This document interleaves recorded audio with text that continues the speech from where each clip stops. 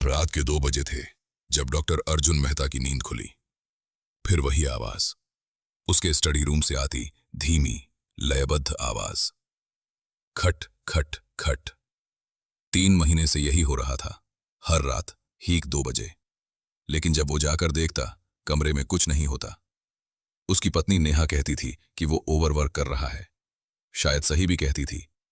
पिछले साल उसके सबसे करीबी मरीज की आत्महत्या के बाद से वो ठीक नहीं था। अर्जुन एक मनोचिकित्सक था, लोगों के डर दूर करना उसका काम था। लेकिन आजकल वो खुद अपने ही घर से डरने लगा था। स्टडी में पहुंचकर उसने लाइट जलाई। सब कुछ सामान्य था, किताबें, डेस्क और दीवार पर लटका वो पुराना विक्टोरियन शीशा जो उसे नीलामी से मिला था। अचानक शीशे में उसे कुछ दिखा, उसके पीछे एक परछाई।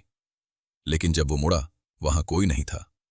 शीशे में फिर देखा, परछाई अब भी थी और मुस्कुरा रही थी। नेहा, उसने चीख कर बुलाया। पत्नी दौड़ी आई। क्या हुआ? शीशे में कोई है। नेहा ने शीशे की तरफ देखा। अर्जुन, वहां सिर्फ तुम्हारा रिफ्लेक्शन है।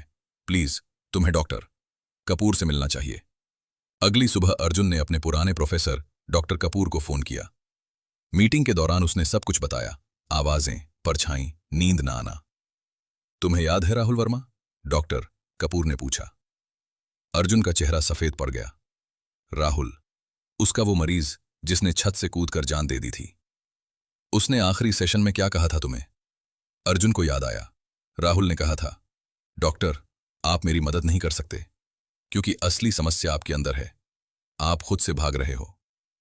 मैं नहीं जानता वो क्या कहना चाह रहा था। डॉक्टर कपूर ने एक फाइल निकाली। तुम्हारे पिता की मेडिकल हिस्ट्री, तुमने कभी इसे देखा? अर्जुन ने सिर हिलाया। उसके पिता जब वो 10 साल का था तभी गुजर गए थे। तुम्हारे पिता को भी स्किज़ोफ्रेनिया था अर्जुन, और तुम्हारी उम्र में उन्हें भी यही लक्षण शुरू हुए थे। उस रात अर्जुन ने दवाई ली। नेहा ने उसे ढांढस बंधाया। शायद सब ठीक हो जाएगा।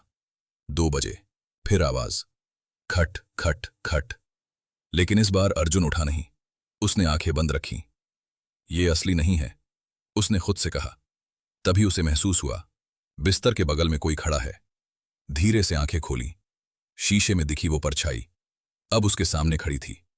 काले कपड़ों में पीली आंखों वाली एक आकृति। कौन हो तुम? आकृति ने धीमी टूटी आवाज में कहा। तुम्हें नहीं पहचाना? मैं राहुल हूं। तुमने मुझे बचाया नहीं डॉक्टर, अब मैं तुम्हें बचाने आया हूं। तुम मर चुके हो, तुम असली नहीं हो। हां, मैं असली नहीं हूं, आकृति मुस्कुराई। लेकिन नेहा भी तो असली नहीं है ना? अर्जुन का दिल धक से रह गया। क्या बकवास कर रहे हो? बेडरूम में जाकर देखो, वो सो रही होगी या नहीं। कांपते हाथों से अर्जुन बेडरूम गया। नेहा की तरफ सोई हुई थी। नेहा, उसने हिलाया। कोई हरकत नहीं। जोर से हिलाया। नेहा का शरीर ठंडा था, बर्फ की तरह ठंडा। चीख निकलने से पहले उसे याद आया, नेहा, नेहा तो साल भर पहले कार एक्सीडेंट में। नहीं नहीं नहीं नहीं। वो वापस स्टडी में भागा। शीशे के सामने खड़ा हो गया। प्रतिबिंब में उसने खुद को देखा। सूखे होंठ, पागलों जैसी आंखें, बिखरे बाल, और शीशे के कोने में छोटे अक्षरों में लिखा था, पागलखाना वार्ड 13, मरीज डॉक्टर अर्जुन मेहता, प्रवेश तिथि 14 जनवरी 2024। शीशा, ये शीशा असली था, बाकी सब कुछ। दरवाजा खुला। 2 नर्सें अंदर आईं। डॉक्टर मेहता फिर से शीशे से बात कर रहे हैं। बेचारे, कभी कभी मुझे लगता है उन्हें सच में लगता है कि वो यहां मरीज नहीं, डॉक्टर हैं। अर्जुन जोर से चिल्लाया, नहीं, मैं डॉक्टर हूं, मेरा घर है, मेरी प्रैक्टिस है, मैं। इंजेक्शन लगने से पहले आखिरी बार उसने शीशे में देखा।